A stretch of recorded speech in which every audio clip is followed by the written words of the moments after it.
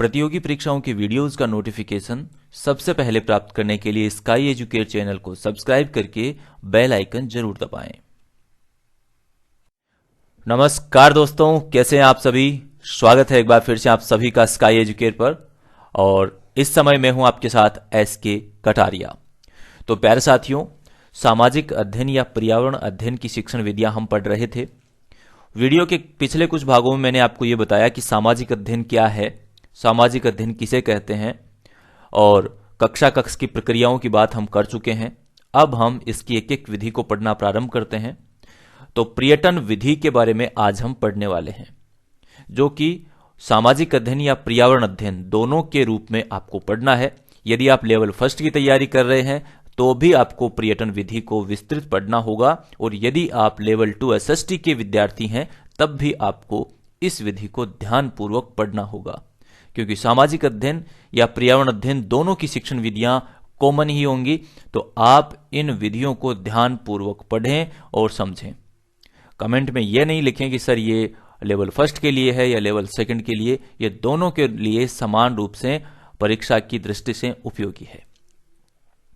तो प्रारंभ करते हैं पर्यटन विधि को।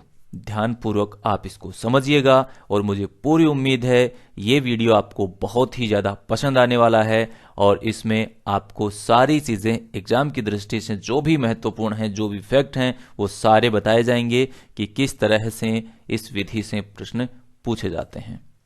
तो पर्यटन विधि जो है ये सामाजिक अध्ययन की या पर्यावरण अध्ययन की सबसे महत्वपूर्ण विधि मानी जाती है, इसलिए आप इस विधि को ध्यानपूर्वक जरूर पढ़ें, और मैं पूरा प्रयास करूंगा कि आप इसे अच्छे ढंग से समझ पाएं। तो चलिए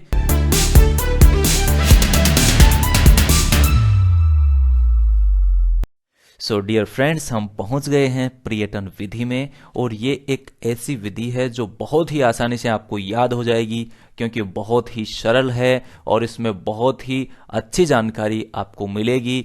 रुचिपूर्ण ये विधि है, और इस विधि से शिक्षण कार्य करवाए जाने पर बच्चों को जो ज्ञान मिलता है वो स्थायी हो जाता है और कभी भी नहीं भूलने वाला अनुभव प्राप्त होता है, क्योंकि ये विधि ही ऐसी है। इसीलिए ये सामाजिक अध्ययन या पर्यावरण अध्ययन की महत्वपूर्ण विधि मानी गई है। तो आपको भी इस विधि में इतना खो जाना है कि जब आप ये वीडियो देखकर उठें तो आपको ये लगे कि कमाल है, मुझे तो ये विधि पूरी अच्छी तरह से याद हो गई। आपको किसी भी कार्य में जब करते हो किसी भी कार्य को, तो उसके अंदर खो जाना चाहिए। आपको उस कार्य को करने के पीछे आपका पागलपन इतना होना चाहिए कि आप उसको पूरी तन्मयता के साथ करें। अगर आपने एक बार ठान लिया कि मुझे ये कार्य करना है, तो उसका चाहे अंजाम कुछ भी हो, उसका रिजल्ट कुछ भी हो, आपको पागलपन के एक हद तक जाने की आवश्यकता होती है, तब आप उस कार्य को अच्छे ढंग से कर पाएंगे। तो पर्यटन विधि जो है ये एक बहुत ही रोचक विधि है, और इस विधि में सबसे महत्वपूर्ण चीज क्या है? प्रत्यक्ष ज्ञान देने के सिद्धांत पर आधारित है। यानी कक्षा की चार दीवारी में आपको बांध के नहीं रखा जाता, आपको शिक्षक के द्वारा एक टूर पे लेके जाया जाता है, और वहां पर आपको प्रत्यक्ष ज्ञान दिया जाता है। आपको शहर दिखाया जाता है, उसमें महत्वपूर्ण जो पुराने स्मारक हैं, जो भी युद्ध लड़े गए हैं या जो भी किले हैं, वो सारे आपको साक्षात दिखाए जाते हैं। आपकी विषय वस्तु से संबंधित सामग्री आपको सामने प्रत्यक्ष दिखाई जाती है और उनका वर्णन किया जाता है। तो प्रत्यक्ष विधि छात्रों को प्रत्यक्ष ज्ञान देने के सिद्धांत पर आधारित है। ठीक है, इस विधि में छात्रों को चार दीवारी के नियंत्रित वातावरण में शिक्षा ना देकर के स्थान स्थान पर घुमाकर शिक्षा दी जाती है, जिससे ज्ञान स्थायी होता है और परमानेंट हो जाता है आपकी मेमोरी के अंदर। पर्यटन के द्वारा बच्चे स्वयं प्रत्यक्ष अनुभव प्राप्त करने का अवसर प्राप्त करते हैं। सपोज दैट मैं आपको बताता हूं कि ताजमहल आगरा में है, हवा महल जयपुर में है, और आपको उसकी फोटो दिखाते हैं, तो आप उतना अच्छा अनुभव नहीं कर पाएंगे जितना आप ताजमहल को सामने प्रत्यक्ष देख के अनुभव करते हैं और सीखते हैं, उसकी बनावट को देखते हैं, उसके स्ट्रक्चर को देखते हैं। अगर आपको ताजमहल या हवा महल को पास से दिखाया जाए या फोटो दिखाया जाए, उसमें बहुत अंतर होता है। तो पर्यटन विधि में प्रत्यक्ष अनुभव प्राप्त करने का अवसर मिलता है। प्रश्न ये पूछा जाए कि कौन सी विधि में छात्रों को प्रत्यक्ष अनुभव प्राप्त करने का अवसर मिलता है, तो आपको याद रखना है पर्यटन विधि में ये अवसर प्राप्त करने का मौका मिलता है। चलिए, तो यहां पर आपको 3 पॉइंट याद रखने हैं कि प्रत्यक्ष ज्ञान देने की सिद्धांत पर आधारित है, स्थान स्थान पर घुमाकर शिक्षा दी जाती है और प्रत्यक्ष अनुभव प्राप्त करने का अवसर बच्चों को मिलता है। दोस्तों, किसी भी पर्यटन या भ्रमण का आयोजन करने के लिए एक रणनीति की आवश्यकता पड़ती है। मान लीजिए आप घूमने जा रहे हैं, तो आपको कौन कौन सी चीज़ों की ज़रूरत होगी और आपको कौन कौन से स्थान पर घूमने जाना है। तो इसके लिए शिक्षक की भी एक रणनीति होती है और साथ ही साथ वो रणनीति विद्यार्थियों के साथ शिक्षक शेयर करता है। तो यहाँ पर देखिए, शैक्षिक पर्यटन प्रविधि स्थानीय पर्यवेक्षण द्वारा उद्योग, भौगोलिक परिस्थिति, व्यापार, बैंक, कचहरी, राजकीय इमारतों का वास्तविक अनुभव ज्ञान प्रदान करती है। तो ये वो विषय वस्तु है जहां पर आपको घूमने के लिए ले जाया जाता है। अब यहाँ पर ध्यान में रखने वाली बात यह है कि शैक्षिक पर्यटन का आयोजन करने से पहले शिक्षक को भ्रमण के 20 से 25 दिन पहले निर्देश पत्र छात्रों को उपलब्ध करा देना चाहिए कि उनको क्या क्या साथ में लेकर जाना है, कौन कौन सी विषय वस्तु और किस तैयारी के साथ उनको भ्रमण पर जाना है। ठीक है, तो पर्यटन विधि में 20 से 25 दिन पहले निर्देश पत्र शिक्षक के द्वारा छात्रों को दे दिया जाना चाहिए। चलिए, अब कुछ इंपॉर्टेंट तथ्य देखते हैं पर्यटन विधि के, जो एग्जाम में कई बार पूछे गए हैं और आगे भी पूछे जा सकते हैं। तो देखिएगा, पर्यटन विधि के कुछ उपनाम हैं जो परीक्षा में पूछे जा सकते हैं। हम इसे पर्यटन विधि के नाम से पढ़ रहे हैं, लेकिन यदि परीक्षा में शैक्षिक भ्रमण लिखा आ जाए तो भी आपको पर्यटन विधि की बात करनी है। क्षेत्रीय भ्रमण, सरस्वती यात्रा या फील्ड ट्रिप, ये सारे पर्यटन विधि के ही उपनाम हैं या इनके दूसरे नाम आप मान सकते हो। तो ये सारे नाम आपको ध्यान में होने चाहिए कि सरस्वती यात्रा लिख दी कि सरस्वती यात्रा के बारे में आपको कुछ भी पूछ लिया, जैसे शिक्षक को सरस्वती यात्रा पर जाने से कितने दिन पूर्व बता देना चाहिए, तो आपको ये लगेगा कि ये सरस्वती यात्रा कौन सी आ गई, कोई सरस्वती जी के दर्शन करने के लिए यात्रा होती होगी। तो आपको ये ध्यान में रखना होगा कि पर्यटन विधि को ही सरस्वती यात्रा भी कहते हैं, फील्ड ट्रिप कहते हैं, क्षेत्रीय भ्रमण कहते हैं, शैक्षिक भ्रमण कहते हैं। ठीक है, चलिए, पर्यटन विधि की विचारधारा किसने दी, तो प्रकृतिवादियों ने दी। परीक्षा में पूछे तो आपको ध्यान रखना है, ये विचारधारा सबसे पहले प्रकृतिवादियों ने दी। इसके जनक माने जाते हैं पेस्टोलॉजी। कौन माने जाते हैं? पेस्टोलॉजी पर्यटन विधि के जनक माने जाते हैं। हालांकि इससे पहले भी पेस्टोलॉजी ने जब इस विधि का नाम पर्यटन विधि दिया, इससे पहले भी शिक्षण कार्य में पर्यटन पर ले जाया जाता रहा है, इनका उल्लेख हमें मिलता है। लेकिन यदि परीक्षा में आपको जनक पूछे तो पेस्टोलॉजी बता देना है। चलिए, सामाजिक अध्ययन की सर्वश्रेष्ठ विधि जो मैं आपको बता चुका हूं कौन सी है, पर्यटन विधि। और पर्यावरण अध्ययन की भी यही मानी जाएगी। जब जब मैं सामाजिक अध्ययन बोलूं तो आपको पर्यावरण अध्ययन भी साथ में समझना है। शिक्षा के क्षेत्र में पर्यटन का महत्व किसने बताया? पेस्टोलॉजी ने बताया। सबसे प्रत्यक्ष, वास्तविक एवं अनुभवात्मक शिक्षण सामग्री क्या है? पर्यटन या शैक्षिक भ्रमण। आप सभी को मालूम है कि हम जिन चीजों को सामने जाकर प्रत्यक्ष अनुभव करते हैं उससे अच्छी शैक्षिक सामग्री हो ही नहीं सकती। मान लीजिए आप यदि किसी स्थान के बारे में पढ़ रहे हैं तो आप उसका वास्तविक अनुभव नहीं प्राप्त कर पाएंगे, लेकिन यदि आप पर्यटन पर जाते हैं और उस स्थान को देखते हैं तो आप उसका वास्तविक अनुभव प्राप्त कर पाएंगे। तो पर्यटन सबसे महत्वपूर्ण या अनुभवात्मक शिक्षण सामग्री है। परीक्षा में प्रश्न किसी भी प्रकार से घुमा फिरा के पूछा जा सकता है, तो आपको ये ध्यान में रखना है। पर्यटन विधि ज्ञान और ज्ञान इंद्रियों पर आधारित विधि है। परीक्षा में पूछ लिया जाए कि प्रत्यक्ष ज्ञान और ज्ञान इंद्रियों पर आधारित कौन सी विधि है, पर्यटन विधि है। अब प्रश्न इतना साधारण भी नहीं पूछा जाएगा कि प्रत्यक्ष ज्ञान या ज्ञानेंद्रियों पर आधारित कौन सी विधि है, हालांकि पूछा जा सकता है, लेकिन हम इसके अलग अलग पहलुओं पर विचार करके जरूर देखें कि प्रश्न किस प्रकार से बन सकता है। ठीक है, तो आगे मैं आपको सारी बातें बताऊंगा कि किस किस तरह से प्रश्न पुट हो सकता है, तो ध्यानपूर्वक समझते रहें। तो पर्यटन विधि प्रत्यक्ष ज्ञान और ज्ञान इंद्रियों पर आधारित है, क्योंकि हम घूमने जाते हैं तो हम प्रत्यक्ष ज्ञान करते हैं और हमारी ज्ञान इंद्रियों के द्वारा ज्ञान करते हैं। आंख के द्वारा देखते हैं, कानों के द्वारा सुनते हैं, ठीक है, और स्पर्श करके भी हम देख सकते हैं। तो इस प्रकार से प्रत्यक्ष ज्ञान और ज्ञान इंद्रियों पर आधारित विधि मानी गई है। आगे बढ़ते हैं। पर्यटन विधि कक्षा शिक्षण की एक पूरक विधि मानी जाती है, यानी कि पर्यटन विधि कक्षा शिक्षण से अलग नहीं है। परीक्षा में यदि आपको यह पूछा जाए तो ध्यान में रखना है कि इसको कक्षा शिक्षण से अलग नहीं माना गया है। ये एक तरह का कक्षा शिक्षण जो है उसकी पूरक विधि है, यानी उसमें जो कमी रह गई है कक्षा शिक्षण में, जो चीजें हम कक्षा में कर ही नहीं सकते, तो उन्हीं को पूरा करने के लिए हमें भ्रमण करवा दिया जाता है सामाजिक अध्ययन या पर्यावरण अध्ययन के शिक्षण के दौरान जो कमियां हैं उनका। तो पर्यटन विधि क्या है? कक्षा शिक्षण की एक पूरक विधि है और यह कक्षा शिक्षण से अलग बिल्कुल भी नहीं है। तो आप ये ध्यान रखें। कक्षा शिक्षण को प्रभावी बनाने के लिए पर्यटन विधि को प्रयोग में लाया जाता है। आपका जो कक्षा शिक्षण है इसी को प्रभावी बनाने के लिए, उसी को स्थायी करने के लिए आपको पर्यटन पर ले जाया जाता है, आपको घुमा के लाया जाता है।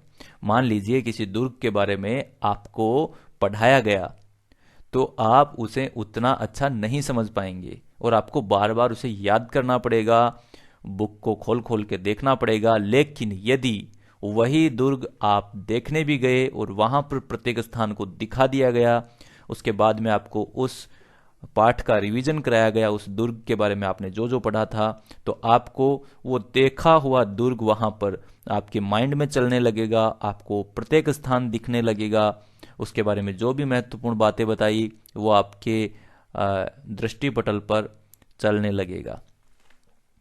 तो कक्षा शिक्षण को प्रभावी बनाने के लिए पर्यटन विधि को प्रयोग में लाया जाता है। पर्यटन विधि अनौपचारिक होती है, लेकिन यदि शैक्षिक भ्रमण किसी निश्चित उद्देश्य के लिए किया गया तो औपचारिक होगा। देखिए, औपचारिक और अनौपचारिक में क्या अंतर है। यहां पर औपचारिक पर्यटन और अनौपचारिक पर्यटन की बात कही गई है, तो आपको यह समझना है जब हम किसी निश्चित उद्देश्य के लिए भ्रमण करते हैं, जैसे किसी विषय वस्तु को समझने के लिए यदि हम भ्रमण कर रहे हैं और वो समझ के, देख के, परख के आ गए हैं, तो वो एक औपचारिक भ्रमण होगा। लेकिन यदि हम केवल घूमने जा रहे हैं, कोई निश्चित उद्देश्य नहीं है, कहाँ कितना क्या घूमना है, कौन सी चीज देख के आनी है, ये अगर पहले से कंफर्म नहीं है तो ये एक अनौपचारिक होगा। ठीक है, तो पर्यटन विधि मूल रूप से तो अनौपचारिक ही होती है। लेकिन यदि इसी विधि के अंदर हम यदि किसी निश्चित स्थान के लिए जा रहे हैं और वो देख करके वापस आ रहे हैं, तो ये एक विधि जो है ये औपचारिक हो जाती है। तो औपचारिक और अनौपचारिक के बीच का ये अंतर आप समझ गए होंगे। और यदि आप अभी भी नहीं समझे तो एक एग्जाम्पल मैं आपके सामने रखता हूं, उससे आप समझ जाएंगे। देखिए, जैसे विद्यार्थियों को जयपुर ले जाना अनौपचारिक शैक्षिक भ्रमण है, यानी कि विद्यार्थियों को ये बोला जाता है कि चलिए हम जयपुर घूम के आते हैं, तो यहां तक ये अनौपचारिक भ्रमण है। लेकिन यदि हम विद्यार्थियों को केवल जयपुर ताजमहल दिखाने के लिए ले जा रहे हैं, तो यह शैक्षिक भ्रमण औपचारिक होगा। विद्यार्थियों को जब हम ये कहते हैं कि आइए हम जयपुर चलते हैं और ताजमहल देख कर आएंगे, हम वहां पर गए, ताजमहल देखा और वापस आ गए, तो ये औपचारिक भ्रमण हुआ। लेकिन यदि हम जयपुर गए, ताजमहल देखा और ताजमहल के साथ हमने और बहुत सारी चीजें देख ली, तो ये भ्रमण जो है ये औपचारिक नहीं रहेगा, ये अनौपचारिक हो जाएगा।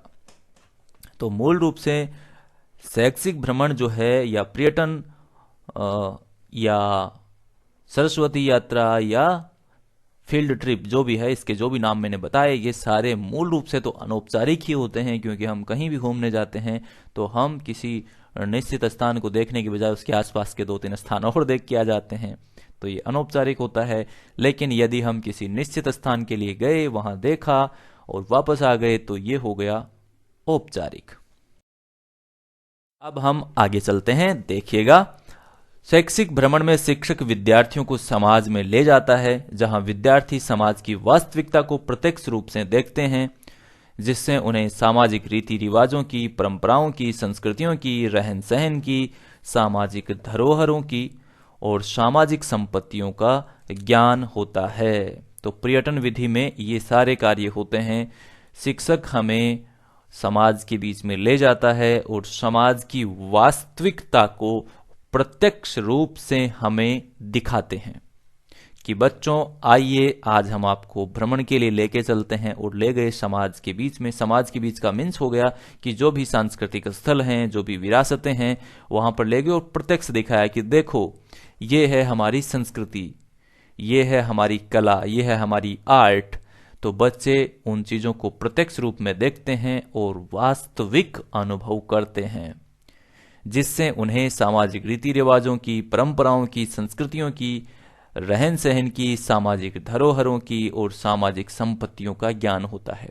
बच्चों को ये समझाया जाता है कि ये सामाजिक संपत्ति है, ये सामाजिक धरोहर है, इस प्रकार का हमारा रहन सहन था, इस प्रकार का अब है, संस्कृति इस प्रकार की थी, परंपराएं ये थी, रीति रिवाज ये थे। ये सारी चीजें इस भ्रमण के दौरान करवाई जाती हैं। अब देखिए, भ्रमण से क्या लाभ होता है वो मैं आपको बताने वाला हूं।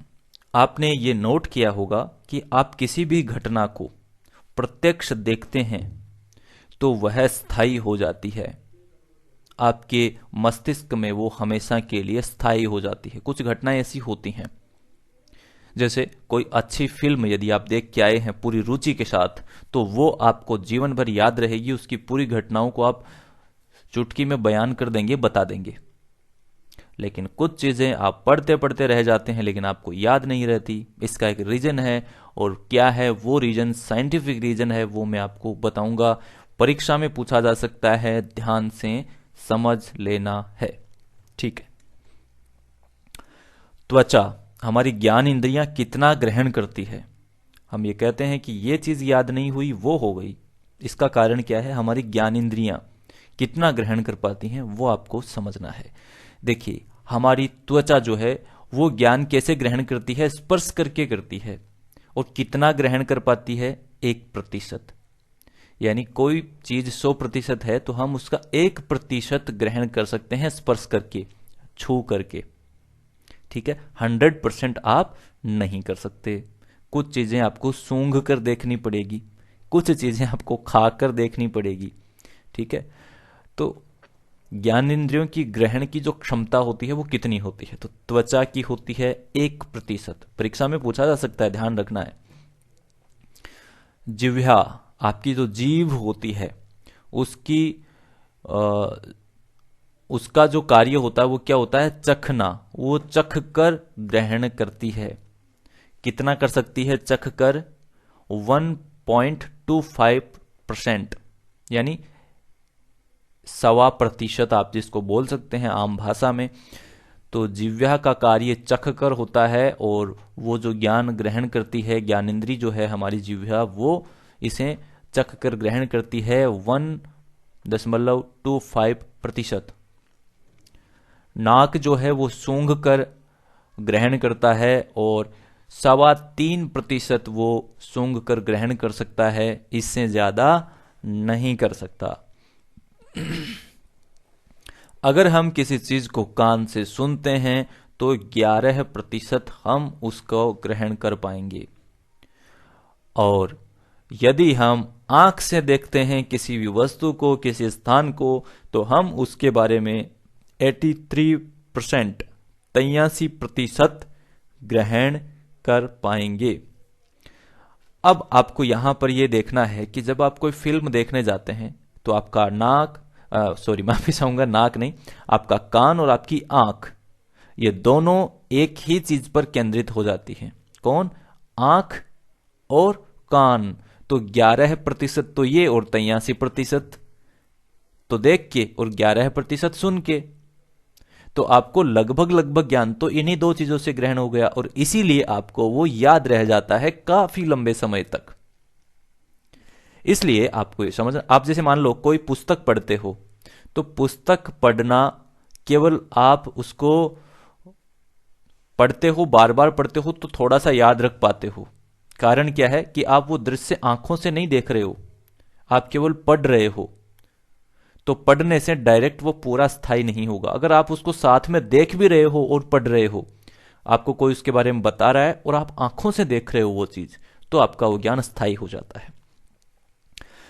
तो ज्ञान इंद्रियों की ग्रहणशीलता आपको समझ में आ गई होगी। त्वचा स्पर्श करके 1%, जिह्वा चखकर 1.25%, नाक सूंघ करके 3.25%, कान सुनकर के 11% ग्रहण कर सकते हैं और आंख देख करके 83% ग्रहण कर सकती है। तो हमारे जो ज्ञानेंद्रियां हैं उनकी ग्रहणशीलता का प्रतिशत ये है।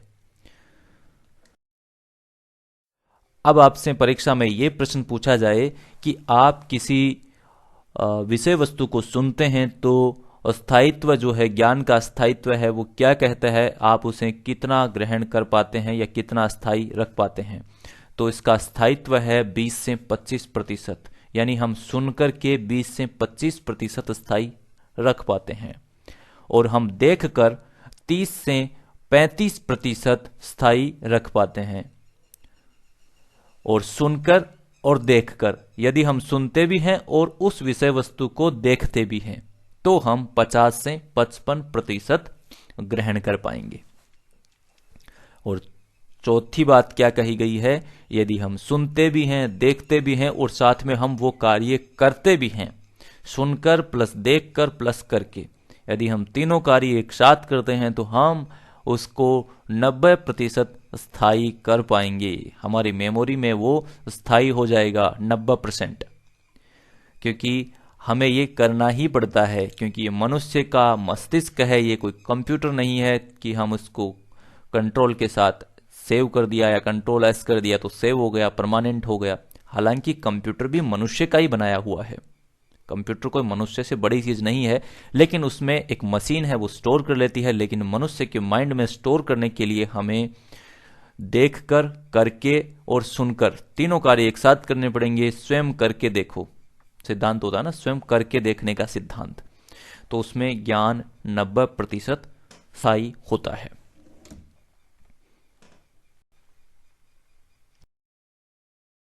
अब आपको यहां पर यह समझना है कि पर्यटन विधि के सोपान कौन कौन से होते हैं, क्योंकि पर्यटन पर जाने से पहले हमें इसके सोपानों को ध्यान में रखना चाहिए, क्योंकि परीक्षा में पूछा जा सकता है। ठीक है, चलिए, पर्यटन विधि के मूल रूप से 6 सोपान हैं, जिसमें पहला है विषय वस्तु का चयन, यानी घूमने के लिए कहाँ जाना है, कौन कौन सी चीजें हमें दिखा के लानी है, हमारे विषय वस्तु की क्या मांग है, उसको ध्यान में रखकर हमें विषय वस्तु का चयन करना चाहिए। घूमने के लिए यह नहीं है कि हम जो चाहे देखकर आ गए, इसके लिए हमें अपनी पाठ्य सामग्री में जो विषय वस्तु होती है उसी से संबंधित स्थान का चयन करना होता है और उसके लिए हमें विषय वस्तु का चयन करना होता है। तो विषय से संबंधित स्थल का चयन करना दूसरा सोपान है।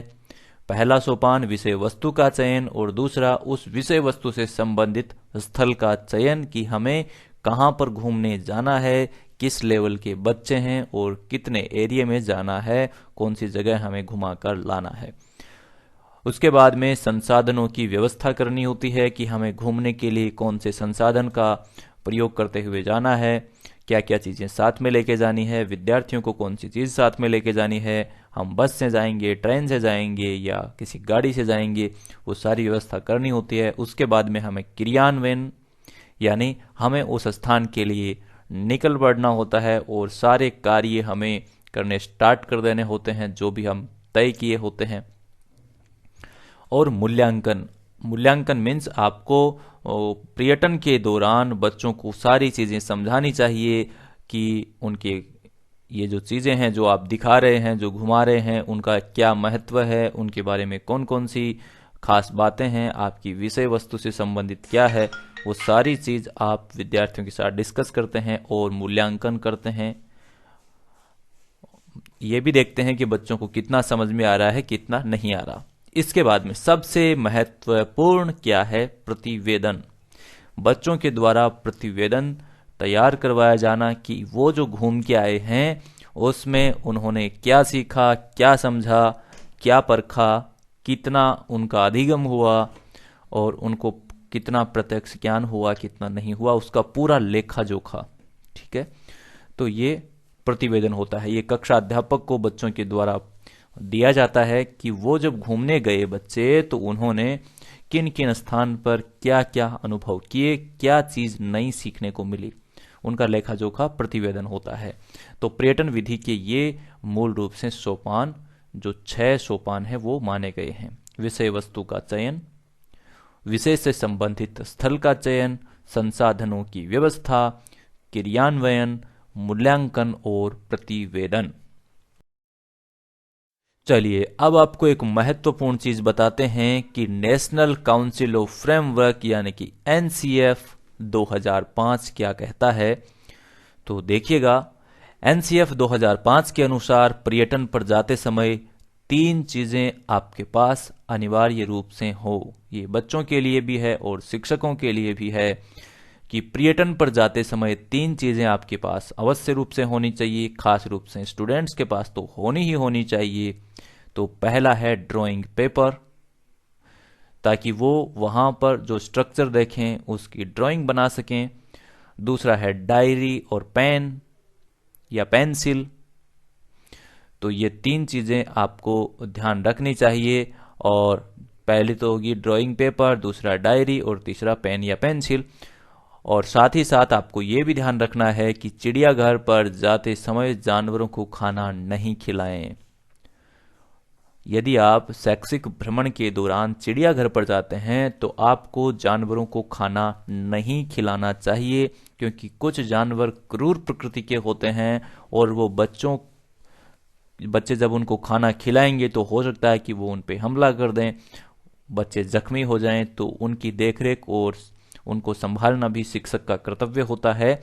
तो बच्चे खाना नहीं खिलाएं, ये ध्यान रखें, और कीमती सामान साथ में नहीं लेकर जाएं, क्योंकि यदि आप भ्रमण के दौरान कीमती सामान साथ में लेके जाते हैं तो आप भ्रमण का लुत्फ नहीं उठा पाएंगे। आप अपने सामान की सुरक्षा करेंगे, आपको पूरी चिंता बार बार में आपके सामान की रहेगी, तो आप भ्रमण नहीं कर पाएंगे। मान लीजिए आप कीमती जूते या चप्पल पहन के चले गए, एक साधारण सा एग्जाम्पल है, तो आप किसी मंदिर में जाएंगे तो वहां पर आपको जूते या चप्पल बाहर उतार के जाने पड़ेंगे, और उस कंडीशन में आपके माइंड में वो ही चलता रहेगा कि कोई मेरे जूते या चप्पल ना उठा ले जाए। इसलिए कोई भी इस प्रकार का कीमती सामान साथ में ना लेके जाएं जिसकी वहां पर आवश्यकता न हो। आपको घूमने जाना है, आपको भ्रमण का लुत्फ उठाना है, तो आप आराम से घूमिए, ऐसी चीजें आप साथ में बिल्कुल ना लेके जाएं। तो यहाँ पर एक छोटी सी बात आपको और याद रखनी है कि भ्रमण कितने प्रकार का होता है या भ्रमण के टाइप्स कितने होते हैं। मूल रूप से यह 3 प्रकार का है। पहले प्रकार का नाम है स्थानीय या क्षेत्रीय भ्रमण। देखिए याद रखना है, बहुत आसान है, तीनों में अलग अलग चीजें हैं, इसलिए याद रखने में आपको आसानी होगी। एक तो होता है स्थानीय या क्षेत्रीय भ्रमण, यानी कि थोड़ी सी जगह में घूम के आना, विद्यालय के आसपास के गांव में, ठीक है, तो इसको स्थानीय या क्षेत्रीय भ्रमण कहते हैं। ये अल्पकालीन भ्रमण होता है, लघु भ्रमण होता है, छोटा भ्रमण होता है, क्योंकि इसमें जिन बच्चों को हम घुमाने ले जाते हैं वो भी छोटे होते हैं, पूर्व प्राथमिक स्तर के बच्चे होते हैं, ठीक है। तो 1 से 2 घंटे 3 घंटे के आसपास इसकी अवधि रहती है। मिनिमम अवधि आप याद रखिए 1 से 2 घंटे। तो लघु भ्रमण में पूर्व प्राथमिक स्तर के बच्चों को भ्रमण करवाया जाता है। अल्पकालीन भ्रमण है यानी कम समय के लिए है, लघु है छोटा है, और स्थानीय या क्षेत्रीय भ्रमण इसको कहते हैं। दूसरा जो इसका टाइप है वो है अंतर जनपदीय भ्रमण। जो अंतर जनपदीय भ्रमण है इसको सामान्य भ्रमण कहा गया है, और इसका जो समय है वो औसतकालीन होता है। औसतकालीन मीन्स होता है कि 1 से 3 दिन, ठीक है, यानी हाफ सप्ताह का इसमें टाइम होता है। और इसमें जो बच्चे होते हैं जिनको शिक्षक घुमाने ले जाते हैं वो होते हैं प्राथमिक या माध्यमिक स्तर के बच्चे, यानी कि यहाँ पर थोड़े बड़े बच्चे हो जाते हैं, प्राथमिक लेवल के आ जाते हैं, माध्यमिक लेवल के आ जाते हैं, यानी कि 10वीं कक्षा तक के बच्चे इसमें शामिल हो जाते हैं। तो ये सारे क्या होते हैं, अंतर जनपदीय भ्रमण में जा सकते हैं, या सामान्य भ्रमण में जा सकते हैं, या औसतकालीन भ्रमण में जा सकते हैं। ये तीनों इसी के नाम हैं, औसतकालीन, सामान्य या अंतर जनपदीय। कंफ्यूज नहीं होना है, ध्यान रखना है। लघु, अल्पकालीन या स्थानीय या क्षेत्रीय, ये सारे क्या हैं, ये भ्रमण का जो पहला प्रकार है स्थानीय या क्षेत्रीय भ्रमण, प्राथमिक, पूर्व प्राथमिक वाले बच्चों के लिए है। प्राथमिक वालों के लिए अंतरजनपदीय भ्रमण, सामान्य भ्रमण या औसतकालीन भ्रमण, जिसकी अवधि होती है 1 से 3 दिन की। अब चलते हैं बड़े वाले बच्चों की तरफ, उच्च प्राथमिक स्तर वाले बच्चों की तरफ, 12th यानी 10+2 वाले बच्चे, या इसके बाद में जो बच्चे आते हैं उनको भी इस भ्रमण में ले जाया जा सकता है। अंतरराज्य अंतरराष्ट्रीय भ्रमण आप इसको कहेंगे। ये वृहद होता है, इसका समय दीर्घकालीन होता है, लंबा समय होता है टूर का।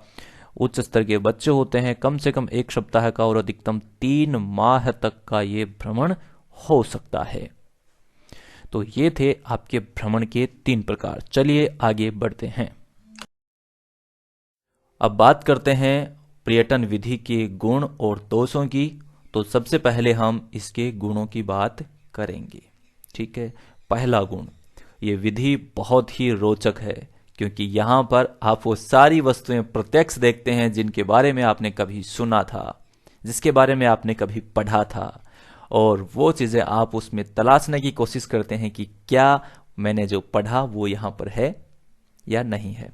तो ये विधि बहुत ही रोचक है, पहला गुण इसका ये है। और रुचि के साथ यदि कोई भी कार्य किया जाता है तो वो स्थायी रहता है, उससे अधिगम हो पाता है और हमारे जीवन में भी परिवर्तन होता है। बाल केंद्रित और मनोवैज्ञानिक विधि है। ये जो विधि है ये पूरी तरह से बाल केंद्रित है, क्योंकि बालकों में बहुत ही ज्यादा उत्साह होता है घूमने का, नई नई चीजें देखने का, और जो मनोविज्ञान है या बाल मनोविज्ञान है उसकी दृष्टि से भी ये विधि बहुत ही उपयुक्त है। तो ये विधि क्या है, बाल केंद्रित है और मनोवैज्ञानिक है। अगला पॉइंट, सक्रिय अधिगम होता है। इस विधि में अधिगम जो होता है वो सक्रिय होता है। बच्चे इसमें रुचि के साथ चीजों को देखेंगे, समझेंगे, परखेंगे और अपने ज्ञान को स्थायी करेंगे। तो अधिगम जो है वो क्या है, सजीव होता है, सक्रिय होता है।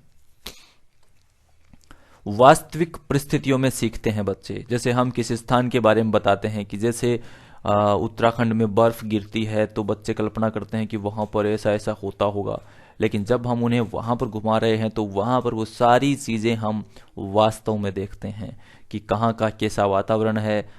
ठीक है, जैसे बच्चों को ये पढ़ा रहे हैं कि पहाड़ की चोटियों पर वायु दाब कम होता है, या हम बहुत सारी परिस्थितियां हैं, जैसे कोई युद्ध का मैदान दिखा रहे हैं, या हम कोई दुर्ग दिखा रहे हैं, या हम और भी किसी प्रकार की जानकारी बच्चों को दे रहे हैं जो भी विषय वस्तु में आते हैं, तो उनका वास्तविक ज्ञान होता है।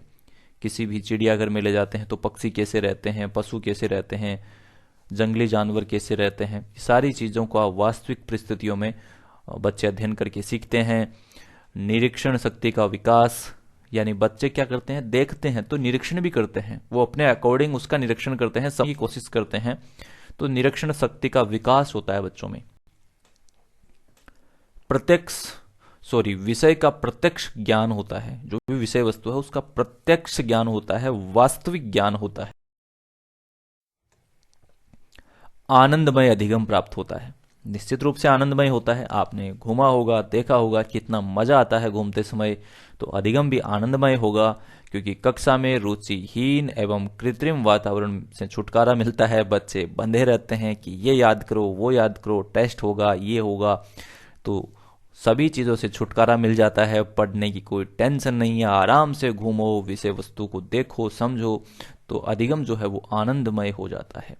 लेकिन बहुत सारी चीज़ें ऐसी हैं जो हम घूमकर नहीं कर सकते, इसके लिए हमें वापस कक्षा में आना ही पड़ता है।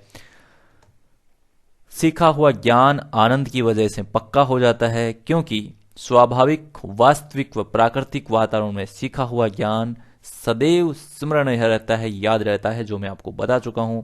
प्रकृति के प्रति आकर्षण बढ़ता है, बच्चे प्रकृति को देखते हैं तो वो उन चीज़ों को समझते हैं कि देखिए कितनी सुंदर होती है प्राकृतिक चीज़ें, क्योंकि जंगल में जाते हैं वहाँ हरियाली होती है, पहाड़ों में जाते हैं या दुर्ग देखते हैं तो वहाँ पर बहुत सारी प्राकृतिक ऐसी चीज़ें हैं जो जिनका आकर्षण देखते ही बनता है। तो प्रकृति के प्रति बच्चों का आकर्षण बढ़ता है कि हमें प्रकृति से प्रेम करना चाहिए, इन चीज़ों का रख रखाव करना चाहिए, प्रकृति से जुड़ी हुई चीज़ों को हमें नुकसान नहीं पहुंचाना चाहिए, पेड़ लगाने चाहिए, वातावरण को प्रदूषित नहीं होने देना चाहिए। राष्ट्रीय एकता की वृद्धि होती है, क्योंकि बच्चे घूमते हैं तो उसमें एकता की वृद्धि होगी होगी, क्योंकि देखेंगे, एकता से जुड़ी हुई चीज़ें भी देखेंगे और अ, सांस्कृतिक विरासत, राष्ट्रीय धरोहर, ये सारी चीज़ें जब उनको समझाई जाएंगी तो उनमें राष्ट्रीय एकता की वृद्धि होगी। छात्रों में निरीक्षण शक्ति का विकास होता है, ये पॉइंट मैं आपको बता चुका हूँ, दोबारा आ गया है, कोई बात नहीं। वास्तविक, व्यवहारिक और स्थायी ज्ञान प्राप्त होता है। ज्ञान की ग्रहणशीलता जो है वो सबसे ज्यादा होती है इस विधि में, क्योंकि इसमें सारी ज्ञान इंद्रियां अपनी वर्क करती है, क्योंकि हम स्पर्श करके देखते हैं, हम सूंघ कर देखते हैं, हम देख कर सीखते हैं और हम सुनते हैं। तो ज्ञान की ग्रहणशीलता सबसे ज्यादा होती है इस विधि में। हमारी जिज्ञासा शांत हो जाती है, जो भी हमने सुना है, पढ़ा है, जिसके बारे में उसे हम प्रत्यक्ष देख रहे होते हैं तो हमारी जिज्ञासा शांत हो जाती है। मूर्त, अमूर्त और ज्ञात अज्ञात सूत्र पर आधारित ये विधि होती है। ठीक है, यानी जो चीज़ें ज्ञात नहीं है वो हमें दिखाकर ज्ञात करवाई जाती हैं, और जो मूर्त है उसको मूर्त रूप में दिखाया जाता है, जो अमूर्त है उसको हमें समझाया जाता है। तो मूर्त अमूर्त जो सूत्र है, ज्ञात से ज्ञात का जो सूत्र है, उस पर आधारित ये होती है। छात्रों में नेतृत्व तथा प्रबंधन के गुणों का विकास होता है, क्योंकि जब हम घूमने जाते हैं तो छात्रों में नेतृत्व और प्रबंध करने की शक्ति का विकास होगा, क्योंकि उनको नए नए अनुभव मिलेंगे, उनको चलना भी पड़ेगा, उनको दौड़ना भी पड़ेगा, उनको देखना भी पड़ेगा, उनको समझना भी पड़ेगा, चीज़ों को देखेंगे कि टीचर किस तरह से बच्चों को लीड कर रहा है, तो वह अपने टीचर से सीखेंगे। तो एक नेतृत्व का गुण विकास होगा, प्रबंधन के गुणों का विकास होगा, किस तरह से चीज़ों को मैनेज किया जा रहा है, कौन से स्थान पर कितने बजे और किस परिस्थितियों में जाना है, तो ये प्रबंध शक्ति का विकास बच्चों में होगा। शैक्षिक पर्यटन विधि बाल केंद्रित तथा मनोवैज्ञानिक विधि है, ये भी मैं आपको बता चुका हूँ। यह छात्रों को स्थायी अनुभव एवं ज्ञान प्रदान करती है। धीमी गति से सीखने वाले बच्चों को भी पर्याप्त अधिगम प्राप्त हो जाता है। जो बच्चे कक्षा शिक्षण में धीमी गति से सीखते हैं वो भी प्रत्यक्ष देख करके पर्याप्त अधिगम कर पाते हैं। छात्रों में मेल मिलाप, सामूहिक भावनाएं, सहयोग, समन्वय की भावनाओं का विकास होता है। बहुत गुण पढ़ लिए पर्यटन विधि के, लेकिन इस विधि में कुछ दोष तो हैं और उन दोषों को हम यहां पर समझेंगे, उनको एक्सपोज करेंगे। चलिए, तो दोष क्या क्या है आपको समझना है, परीक्षा में पूछा जा सकता है। तो सबसे बड़ा दोष, यह बहुत खर्चीली विधि है।